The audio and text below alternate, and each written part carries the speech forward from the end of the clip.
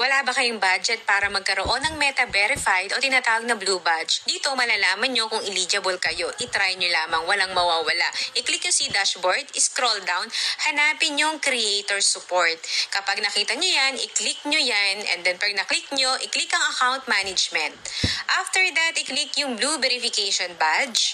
And after nyan, i-click nyo yung About Verification Badges. Pagka-click nyo yan, mapupunta kayo dito sa my How Pages or Profiles are Verified. I-click nyo lamang yan. Then click Fill out this form. After po nyan, mapupunta kayo sa Verify your page or profile. Piliin kung page or profile. Kung profile, piliin ang profile. Tapos ilagay nyo po yung profile link ninyo. Dapat ready na yan, nakaset na yan para mabilis na lang. And then confirm authenticity po.